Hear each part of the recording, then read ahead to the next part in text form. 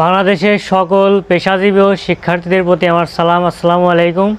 গতকালকে শিক্ষার্থীদের আন্দোলন ছিল ক্ষোভের রোহের আপামর জনগণের, না পাওয়ার আক্ষেপে সন্তান হারানো বেদনার, স্বজন হারানো কষ্টের।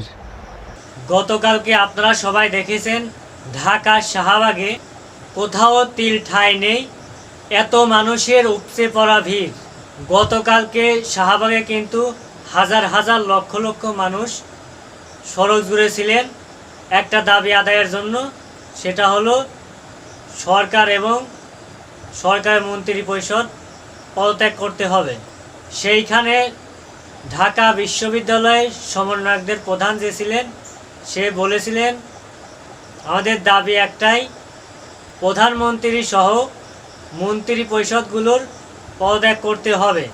আলহামদুলিল্লাহ আলহামদুলিল্লাহ আলহামদুলিল্লাহ, শিক্ষার্থীদের এই দাবিগুলো পূরণ হয়েছে। আপনারা হয়তো অনেকেই জানেন না, এতদিন শিক্ষার্থীদের পক্ষে কথা বলায় অনেকে কিন্তু আমাকে অকথ্য ভাষায় গালিগালাজ করেছে, আবার অনেকেই কিন্তু হুমকি ধামকি দিয়েছেন।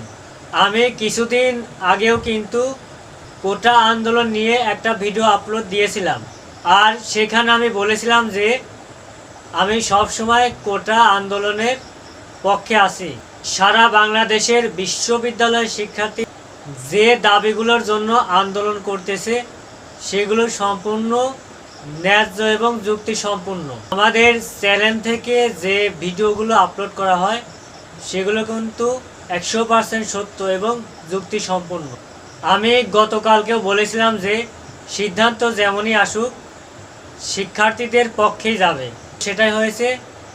শিক্ষার্থীরা চেয়েছিল এক দফা দাবি, আর সেখানে বলেছিল প্রধানমন্ত্রী এবং মন্ত্রী পরিষদের পদত্যাগ করতে হবে, সেটাই কিন্তু হয়েছে। এবং আজ থেকে বাংলাদেশের সকল ক্ষমতার কিন্তু সেনাবাহিনীর হাতে চলে গেছে।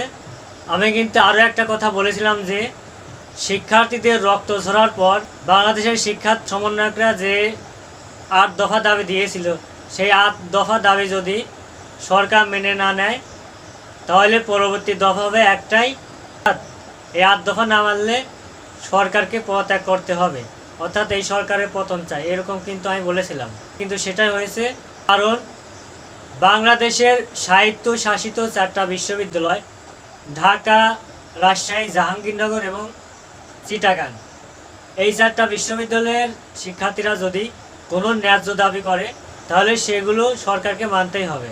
আর যেহেতু 8 দফা দাবি মানে নাই, পরবর্তীতে 1 দফা দাবি ছিল সরকারের পতন চাই, সরকার কিন্তু পতন হয়েছে। সরকার কিন্তু পদত্যাগপত্রে সাইন করেছে।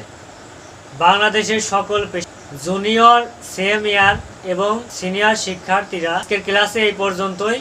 পরবর্তীতে সকল ধরনের আপডেট পেতে আমাদের চ্যানেলটা সাবস্ক্রাইব করে পাশে থাকা বেল আইকনটা বাজিয়ে দিবেন। আপনারা সবাই সুস্থ থাকবেন, ভালো থাকবেন। আল্লাহ হাফেজ।